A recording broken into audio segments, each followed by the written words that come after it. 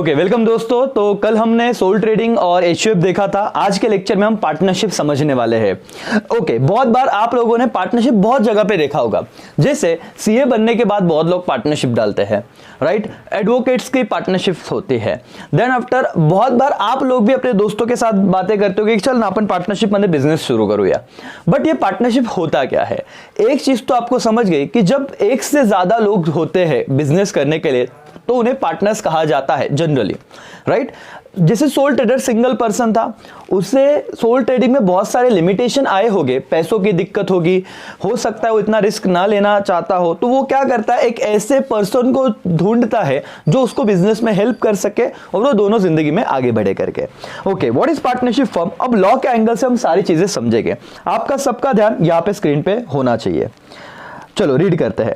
The business organisation which is owned, manage and control by two और more persons is called partnership firm. Learn कर लो। चलो, the business organisation which is owned, manage and control by क्या, two और more persons is called partnership firm. और उसी तरह पे एक ऐसा ऑर्गेनाइजेशन था which is owned, manage and control by one person, उसको क्या कहा जाता था? Sole trading. समझ में आ रहा है क्या? Yes sir. तो पार्टनरशिप और सोल ट्रेडिंग का पहला पॉइंट तो क्लियर हो गया सर। तो पार्टनरशिप क्या है? Which is manage, own and control by two और more persons. The owners are called partners and the organisation is called firm. तो मेरे दोस्तों, जो लोग, मतलब मैं, देवेश और प्रथमेश, हम तीन लोग, राइट, टिया 4, सिद्धि 5, हम 5 लोग अगर कोई फर्म बनाते हैं, बाकी लोगों के नाम नेक्स्ट एग्जांपल में लूंगा। हम 5 लोग अगर कोई फर्म बनाते हैं तो उस फर्म में हम जो 5 लोग हैं उन्हें मेंबर्स कहा जाएगा, कर्ता एंड को-पार्टनर्स कहा जाएगा, या पार्टनर कहा जाएगा? बोलो तो सर, अगर हम पार्टनरशिप फर्म बना रहे हैं तो हर एक ओनर को क्या कहा जाता है? पार्टनर कहा जाता है। तो हम पांचों के पांचों क्या हो गए? पार्टनर्स हो गए, पहली बात। दूसरी बात, और जो हमने वो ऑर्गेनाइजेशन बनाया है उसे क्या कहा जाता है? फर्म कहा जाता है। Okay sir. Registration of partnership firm is compulsory in Maharashtra state. This form of organisation is govern by the Indian partnership act 1932। Sir, यहां पे बहुत स्पेसिफिकली बात की उन्होंने कि पार्टनरशिप का रजिस्ट्रेशन कहां पे करना कंपल्सरी है? महाराष्ट्र में। एंड ये कौन सा लॉ इसमें एप्लीकेबल होगा?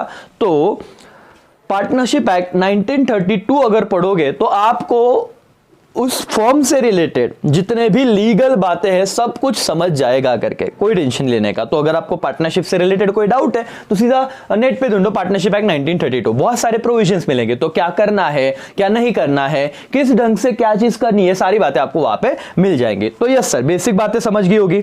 इन डिटेल तो ऑर्गेनाइजेशन ऑफ कॉमर्स आपको बहुत भारी समझाने वाला है। मतलब आपको पार्टनरशिप के बहुत सारे फंडे वहां पे समझ जाएंगे। कहां पे सर? ओसी में।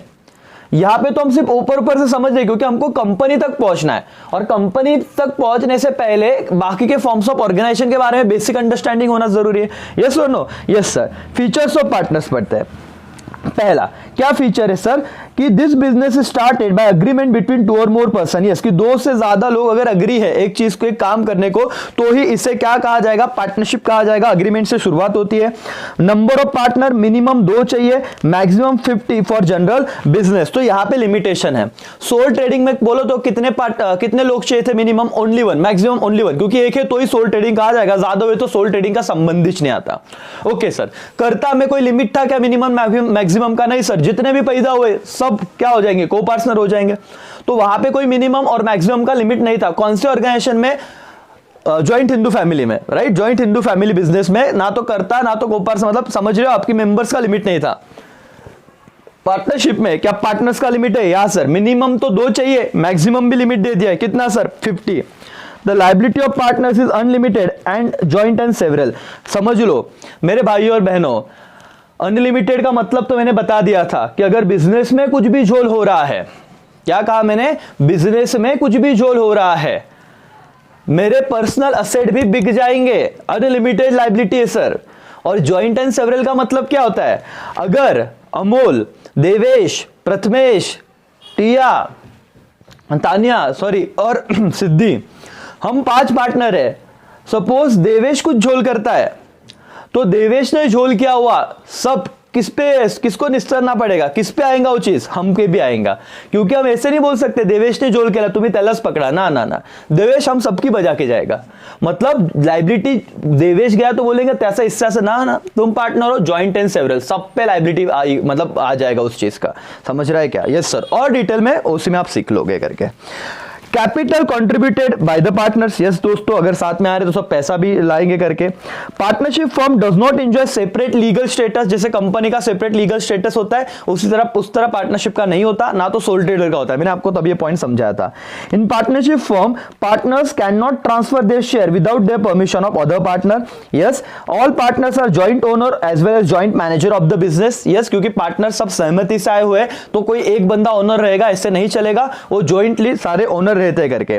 No separation of ownership and management in partnership firm. या नो सेपरेशन मतलब कि भाई ओनरशिप एंड मैनेजमेंट, समझ रहे हो उस चीज को, कि आप लोगों को अगर आप 5 लोग हो तो इक्वली सारे चीजों के लिए, आप सारे काम के लिए रिस्पॉन्सिबल रहोगे, सारी चीज आपको अच्छे तरह से ढंग से करना पड़ेगा करके। मैं कुछ अलग अलग नहीं बोल सकता ऐसा ओनर रहता हा चेबर कुछ चीज घेऊन जाईल, नहीं नहीं, सब 5 फर्म पार्टनर इक्वली उस चीज को यूज कर सकते हैं। Partner share profit and losses agreed ratio as mention in the partnership deed. Yes sir, अब ज्यादा कैपिटल मैंने लगाया तो मैं क्या बोलूंगा, सबसे ज्यादा पैसा शेयर 50% मैं लूंगा, बाकी 50% तुम बांट लो। समझ रहा है क्या? वो फिर हेरा फेरी का सीन याद आ रहा है क्या आपको, अक्षय कुमार का, 2 तेरा 2 मेरा, 3 तेरा 3 मेरा, जबकि वो क्या जोल होता है, जिसको सीन याद आ रहा है उसको समझ गया रहेगा। मुद्दा क्या था सर, ये हेरा फेरी वाला सीन थोड़ी ना है, ये सर प्रोफेशनल बात है। तो इसमें जब अग्रीमेंट करने बैठेंगे 5 लोग साथ में आएंगे, मैं बात करूंगा, देख भाई मेरे को 50% चाहिए, तुमको अग्री है क्या? आप बोलेंगे ठीक है सर, पैसा तुम्हारा सब तुम्हारा, हमको सिर्फ क्या है काम करना है, तो ठीक है हमको 10-10% दे दो, चलेगा। समझ रहे हो? Yes sir. एनीवेज, तो ये सारे 9 पॉइंट्स थे, आपको बहुत सारी बातें समझ गई रहेगी, बहुत हद तक फीचर्स याद रखने आपको। Now next point is limited liability partnership. मेरे दोस्तों अभी अभी ऊपर क्या पढ़ा आपने, पार्टनरशिप पढ़ा, अब क्या पढ़ रहे हो, लिमिटेड लायबिलिटी पार्टनरशिप पढ़ रहे हो करके। Limited liability partnership has combination of feature of both partnership and joint stock company. ये कंबाइन फीचर है पार्टनरशिप का और कंपनी का इसमें। म्हणजे क्या सर, बहुत ध्यान से, इसको LLP भी कहा जाता है, LLP लिमिटेड लायबिलिटी पार्टनरशिप करके। या सो क्या है, LLP has combination of the features, किसके, पार्टनरशिप के कुछ फीचर रहेंगे, जॉइंट स्टॉक कंपनी के कुछ फीचर रहेंगे। हाँ सर, आगे। As the name suggests, partner have limited liability, which means that personal asset of the partner are not attached for paying off debt of the LLP. म्हणजे sir normal partnership मध्ये जर उद्या उठून काय झालं, सो क्या होगा, पार्टनर्स के पर्सनल असेट भी अटैच हो जाएंगे, बेचने पड़ेंगे। लेकिन लिमिटेड लायबिलिटी पार्टनरशिप में अगर कल होके कुछ झोल होता है तो उनका लायबिलिटी पर्सनल असेट्स पे नहीं आएगा करके, वो लिमिटेड LLP तक ही सीमित रहेगा जितना डेट था। Nowadays it has become very popular form of business.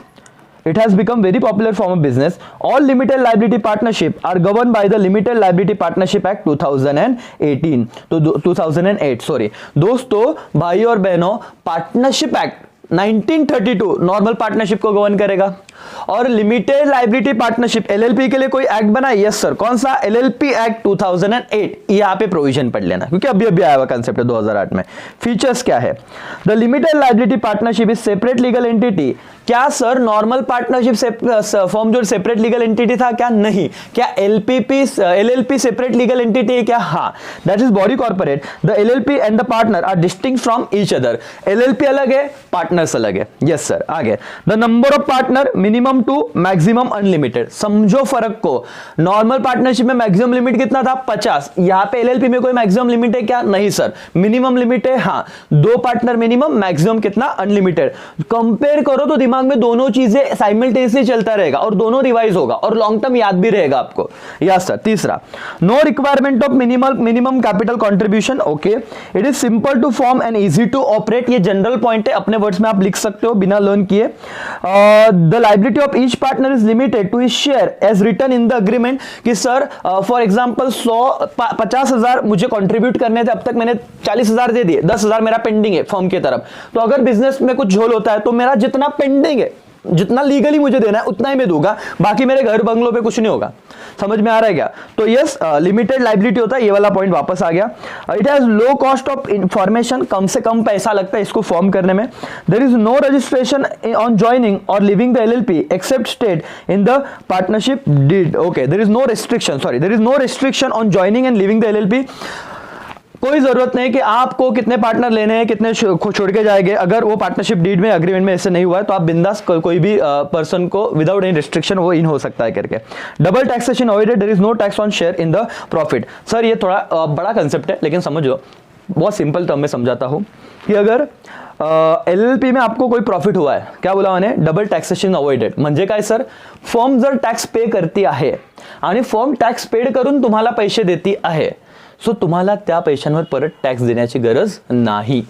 म्हणजे सर बहुत बार ऐसे होता है ना कि फर्म ने भी टैक्स दिया, तुमको पैसा दिया, तुमने भी उस पर इनकम टैक्स भरा, तो एक इनकम पे दो बार टैक्स हो गया। ऐसे नहीं होगा, फर्म ने अगर टैक्स दे दिया, तुम्हाला जो इनकम भेटलं तुम्हाला त्याच्यावर टैक्स देण्याची गरज नाही। ये था एलएलपी का फीचर, ठीक है। डबल टैक्सेशन अवॉइड होता है, इतना तो भी याद रखो, आगे बहुत डिटेल में मैं आपको बता दूंगा करके, ठीक है दोस्तों।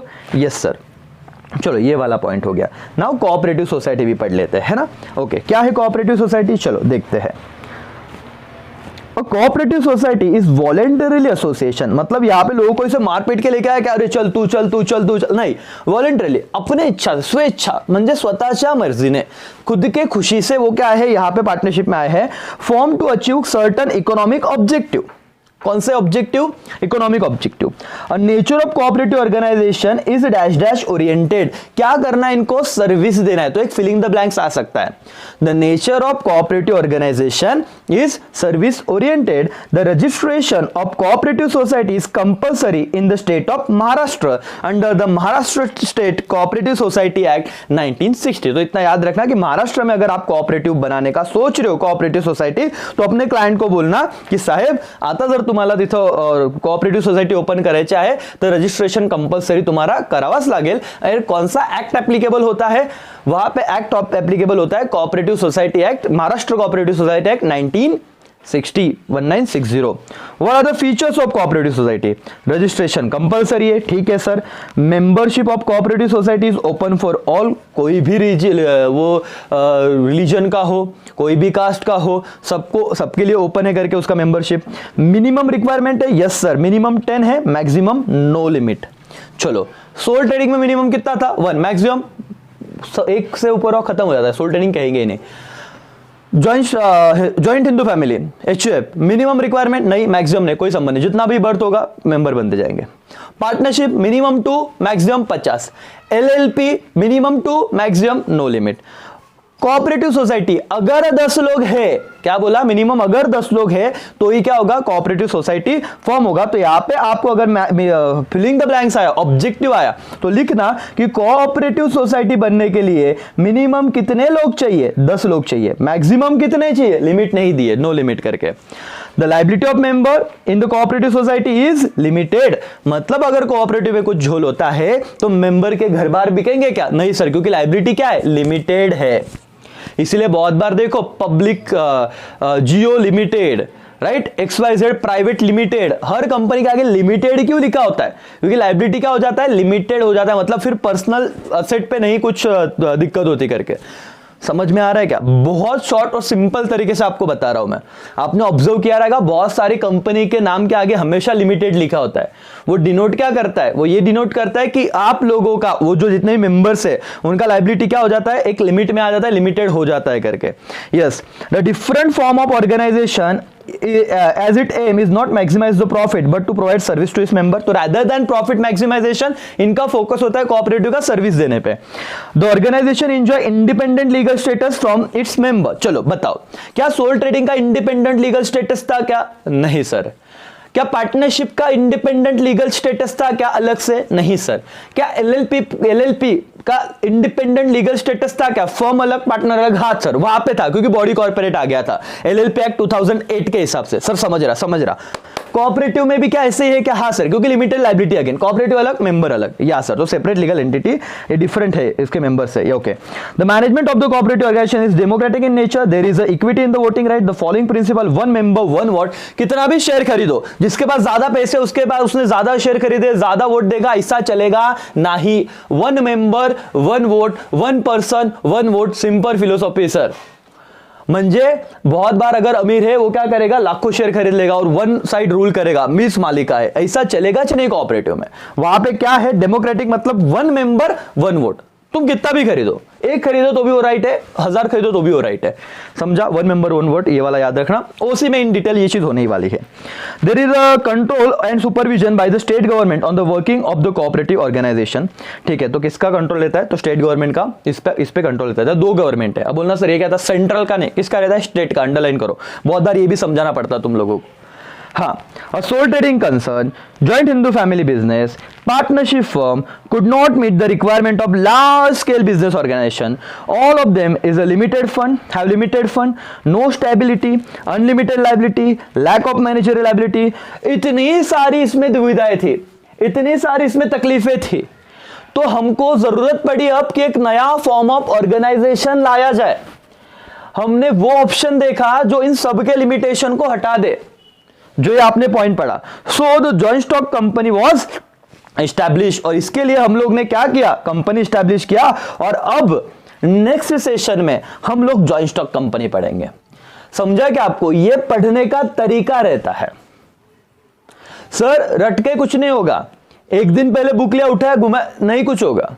आपको अगर सेक्रेटरी बनना, और याद रखो कि आज दुनिया का सबसे भारी संपत्ति सेक्रेटरी भी एक वक्त आपके जैसे ही पढ़ाई कर रहा था, उसने समझ के पढ़ा होगा और इसलिए आज वो उस मुकाम पे होंगे। हम लोग क्या कर रहे हैं सर, हम लोग डायरेक्ट कंपेरिजन कर, सर एवढं मोठा आपण नहीं हो शकत। अरे भाई तू पढ़ तो सही, अगर तुम सही ढंग से सारी चीजें समझोगे तो तुम भी, वो दिन दूर नहीं होगा जब सारी चीजें कंसेप्ट के साथ क्लियर होने के बाद तुम भी एक अच्छा मुकाम हासिल कर चुके होगे। लेकिन रिक्वायरमेंट क्या है, आपको चीजें समझनी चाहिए, रटना नहीं है। ओके, बाद में सर लिखने के लिए लर्न तो करना पड़ेगा, वो पेपर जब हो गए तब तो आप कर ही रहे हो ना। लेकिन अगर आपको किसने पूछा, बता बेटा कोऑपरेटिव सोसाइटी रजिस्टर करने की है, कितने मेंबर लगेंगे? आप बोलोगे मिनिमम 10 तो चाहिए, उसके बिना रजिस्ट्रेशन नहीं होगा। दिख के आता रे बंदा पढ़ा लिखा, इसको तो पढ़ाई एज्युकेटेड इसको तो बोलते, नहीं तो किती मेंबर लागता, आठवत नहीं, वासावा लागेल। अरे वासावा लागेल काय, वासावा लागेल, समझ में आ रहा है क्या? ऐसे थोड़ी ना पढ़ना है अपने को, वो पढ़ना मतलब भाई तेरा वैल्यू क्या है, तो गूगल पे भी मिल जाएगा ना उसको, तेरे को पढ़ना पड़ेगा, उसको गूगल नहीं आता क्या? वो 2 मिनट में डालेंगे, उसको इन्फॉर्मेशन मिलेगा, तो तुम्हें पैसे क्यों देंगे वो लोग? तुम लोगों का सर्विस इंस्टंट होना चाहिए। बोला अरे ये प्रोविजन आहे, एवढा आहे, इथं लिमिटेड लायबिलिटी आहे, तू पार्टनरशिप कर, अनलिमिटेड लायबिलिटी आहे, तुझं घरवर विकून जाईल, एलएलपी एक ऑप्शन आहे, बघतो का त्याच्याकडे?